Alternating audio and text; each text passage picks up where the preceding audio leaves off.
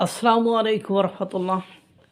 আরে ভাই, এত বড় দেশপ্রেমিক বোর্ড সভাপতি বাংলাদেশের, যিনি বাংলাদেশকে বিশ্বকাপ খেলতে যেতে দেবেন না সম্মানের খাতিরে, মর্যাদার খাতিরে, সেই বোর্ড সভাপতি দেখি বাংলাদেশের নাগরিক কিনা তো সন্দেহ।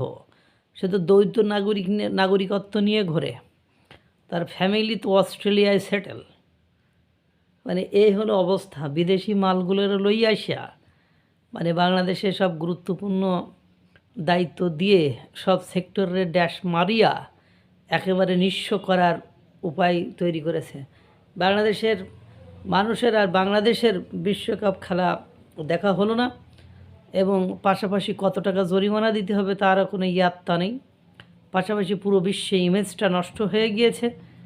আজ শুনছি যে ফিরতি টিকিট না কেটেই অস্ট্রেলিয়ায় চলে গিয়েছে পরিবারের কাছে বাংলাদেশ বোর্ড, বিসিবি মানে বোর্ডের সভাপতি আমিনুল ইসলাম বুলবুল। আপনারা জানেন যে বাংলাদেশের এই বিদেশি লোকগুলো কি সুন্দর করে সুপাল বয়ে নিয়ে আসতেছে।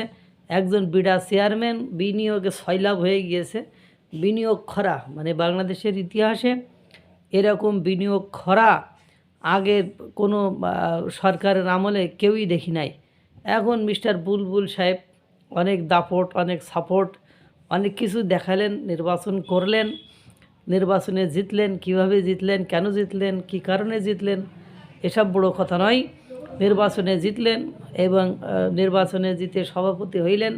3.5 মাস তার দায়িত্ব পালন করেছেন। এর মধ্যেই বাংলাদেশ ক্রিকেট মানে অবস্থা এখন এতটা মানে খারাপ, ময়না তদন্ত করতে হবে। এরপরে সুরুথাল রিপোর্ট দরকার হবে হয়তোবা বাংলাদেশ ক্রিকেটের, যে বিশ্বকাপের মতো একটা বড় আসর, যেখানে আমরা অন্য ডিমান্ডও করতে পারতাম যে ভারতে খেলতে গেলে তাদের যদি সিকিউরিটি, নিরাপত্তার কোনো ত্রুটি বিচ্যুতি ঘটে, তাদের যদি কোনো সমস্যা হয়, সেই দায়ভার আইসিসি আর ভারতকে নিতে হবে। এরকম সত্য দিয়ে হলেও তো ভারতে খেলতে, যাই হোক খেলতে গেলেন না আমিনুল ইসলাম বুলবুল সাহেব। তিনি তার সিদ্ধান্তে অটল থাকলেন। সিদ্ধান্তে অটল থেকে বাংলাদেশকে ক্রিকেট বিশ্ব থেকে ডিটাস্টেড করে ফেললেন, অর্থাৎ বিচ্ছিন্ন করে ফেললেন।